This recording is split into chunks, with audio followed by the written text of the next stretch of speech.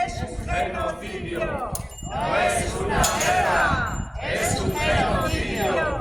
No es una guerra. Es un genocidio. No es una guerra. Es un genocidio. Zortziko maiatzaren 15ean hasi zen Nakba. Hondamendia non palestinarrek euren etxeak utzi eta ihes egin behar izan zuten tropa israeldarren erasoaren aurrean. Israelgo estatua alde bakarretik sortu eta hurrengo egunean Israelgo tropek erasoaldi bat hasi zuten.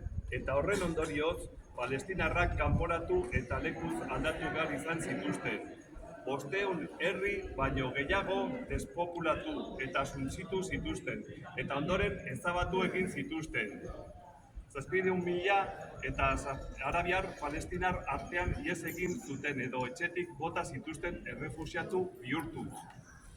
El 15 de mayo de 1948 comenzó la Nakba, el desastre en el que 750.000 palestinos, 2/3 partes del total de la población palestina, tuvieron que abandonar sus hogares y huir ante el ataque de las tropas israelíes.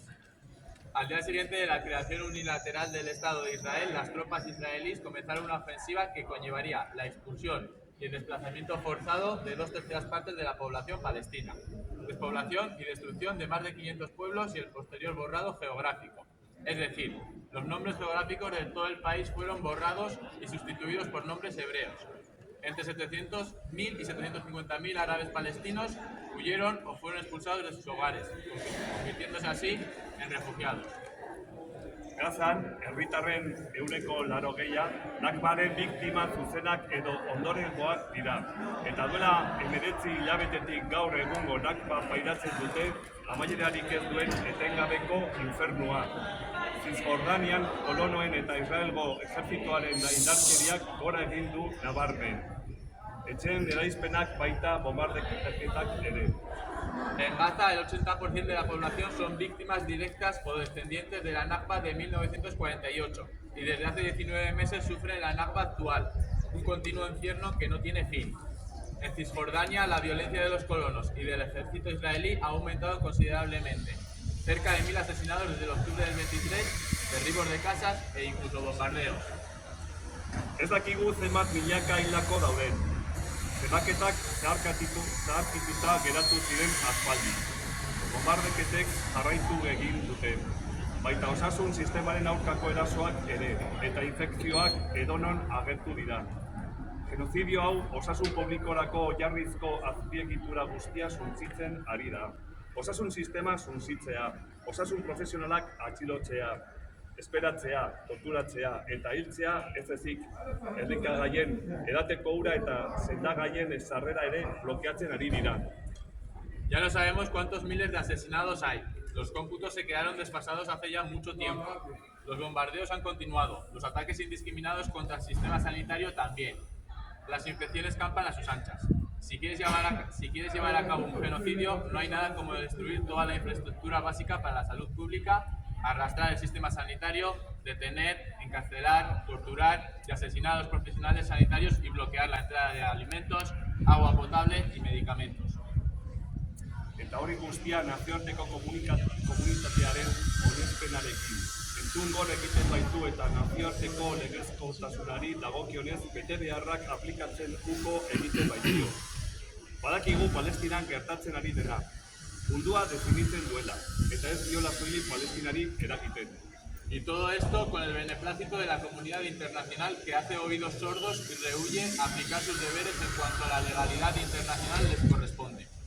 Sabemos que lo que está pasando en Palestina define al mundo y que no solo afecta a Palestina.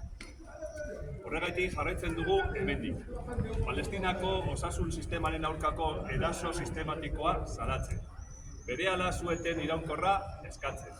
Laguntza humanitarioa sartzea exigitzen. Nazioarteko zuzenbide humanitarioa eta neberen ebazpenak betetzeko eskatzen. Eta horrekin guztiaren gure elkartasuna adierazi nahi diegu gure osasunkide palestinarrei. Por eso desde aquí seguimos denunciando el ataque sistemático al sistema sanitario palestino, reclamando el alto el fuego inmediato y permanente, la entrada urgente de ayuda humanitaria, exigiendo el cumplimiento del derecho internacional humanitario y de las resoluciones de la ONU y mostrando nuestra solidaridad con nuestros compañeros sanitarios palestinos. Asteburu honetan egingo diren ekitaldietan parte hartzera animatzen zaituztegu. Ostirala 16. 8 Gazteluko plazatik bizikleta martxa Israelen Eurovisioan parte hartzea salatzeko. Larunbata 17. 12:00 Golen zinematik abiatuta Palestinarekin elkartasuna taldeak deituko manifestazioa. Larunbata 17. 8:00 Irubide parkean, Santrean, Israelen parte hartzea salatzeko kontzertuak. Eta batez ere, ez utzi Palestinaz hitz egiteari. Os animamos a participar en los diferentes actos que se van a llevar a cabo este fin de semana. Viernes 16 a las 8 de la tarde desde la Plaza del Castillo, marcha de bicis para denunciar la participación de Israel en Eurovisión.